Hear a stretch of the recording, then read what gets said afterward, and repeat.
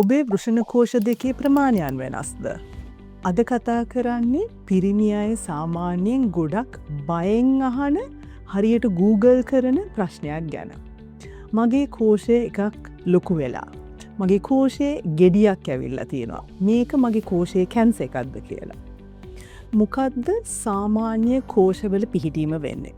සාමාන්‍යයෙන්ම ගත්තාම කෝෂ දෙකෙන් එකක් සයිස් එක ටිකක් වැඩි. ඊටත් අමතරව පොසිෂන් එක තියෙනකොටත් එකක් අනිත් එකකට වඩා ටිකක් පහළින් තමා පිහිටලා තියෙන්නේ. ඔබ කාලයත් සමග ඔබේ තරුණ කාලේ ඔබේ ටීනේජ් කාලෙත් මේ වගේම නම් තිබ්බේ පිහිටීමයි සයිස් එකයි. ඊටත් අමතරව වේදනාවක් නැත්තම් කෙටි කාලයක් තුර ලොකු වෙනසක් වෙලා නැත්තම් මේක බොහොම සාමාන්‍ය තත්ත්වයක්. මෙතන ප්‍රධාන වචනේ තමයි කෙටි කාලයක් තුල වෙනසක්. එහෙම වෙනසක් වෙලා තියෙනවා නම් ඔබ වෛද්‍යවරයෙක් හමු විය යුතුමයි. එක කෝෂයක් ලොකුයි කියලා කියන අයට සාමාන්‍යයෙන් තියෙන ප්‍රශ්න ටිකක් කතා කරලා බලමු. එකක් තමයි හයිඩ්‍රොසීල්. මොකද හයිඩ්‍රොසීල් කියන එකෙන් අදහස් කරන්නේ? හයිඩ්‍රොසීල් කියන්නේ වෝටර් බලූන් එකක් වගේ වතුර තරලයක් ඔබේ කෝෂය වටා පිහිටනවා. එතකොට ඔබ අල්ලනකොට ඔබේ කෝෂය ස්මූත් එහෙම සොෆ්ට් සර්ෆස් එකක් තමයි දැනෙන්නේ.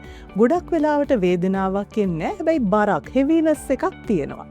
මේක කැන්සර් එකක් එහෙම වෙන එකක් නෙමෙයි, බය වෙන්න අවශ්‍ය නැහැ. හැබැයි කාලයත් එක්ක එන්න ලොකු වෙලා ඔබට අපහසුතාවයක් දැනෙනවා නම් ඔපරේෂන් එකක් කරන්න වෙනම ගොඩක් වෙලාවට. දෙවැනි අවස්ථාව තමයි වෙරිකෝසීල්. ඔබ ගොඩක් වෙලාවට දන්නවා ඇති අර කකුල් වල තියෙන වෙරිකෝස් වෙන්. ඒ වගේ පිරිමි අය ඇවිල්ලා කියනවා කෝෂය වටේත් නහර දැනෙනවා කියලා. අපි මේකට කියනවා bag of worms වගේ දැනෙනවා කියලා අල්ලනකොට. ගොඩක් පිරිමි අයට ඔවුන් හිටගෙන ඉන්න අවස්ථාවේ තමයි වෙරිකෝසීල් එක ගොඩක් වෙලාවට දැනෙන්නේ. ඔවුන් ඇඳේ වැතිරිලා ඉන්නකොට ඒ නහර ගතිය දැනෙනවා බොහොම අඩුයි. මේකෙන් අදහස් කරන්නේ නෑ වෙරිකෝසීල් කියන්නේ භයානක තත්ත්වයක් කියලා. හැබැයි ඔබ ඔබේ ඩල්ට්හුඩ් එකේ එකපාරට මෙහෙම වෙරිකෝසීල් එකක් ඔබට බෑග් ඔෆ් වර්ම්ස් වගේ දැනෙනවා නම් මේක චෙක් කළ යුතුමයි. මොකද සමහරුන්ට වෙන්න පුළුවන් වකුගඩු වල පිළිකාවක් තියෙනවා නම් එතකොට එතන තියෙන නහර තෙරපිලා ඒක හන්ද කෝෂය ඇසල නහර තෙරපිලා මෙහෙම බෑග් ඔෆ් වර්ම්ස් නැත්නම් වෙරිකෝසීල් එකක් එන්න පුළුවන්. එතකොට ඔබ වෛද්‍යවරයෙක් හමු වීම ඉතාම වැදගත්. තුන්වෙනියට ආසාදන තත්ත්වයක් නැත්නම් ඉන්ෆෙක්ෂන් එකක් වෙන්න පුළුවන්. ඔබේ කෝෂේ රතු වෙන්න පුළුවන්, ඉදිමෙන්න පුළුවන්, අල්ලනකොට ගොඩක් වේදනාවක් එන්න පුළුවන්. ඊටත් අමතරව ඔබට මුත්‍රා දැවිල්ල, උණ එන්න පුළුවන්. මේ වෙලාවට කොහෙත්ම ගෙදර ඉන්න එපා, වෛද්‍යවරයෙක් හම් වෙලා බේත් ගත යුතුමයි. අපි ඊළඟට කතා කරමු ටිකක් භයානක තත්ත්වය. ගොඩක් අය බයද ඒ. කෝෂවල ගෙඩියක් ආවොත් මොකද කරන්න කියලා. කියන්න ඕන වැදගත් දෙයක්. හැම කෝෂවල එන ගෙඩියක්ම පිළිකාවක් නොවේ.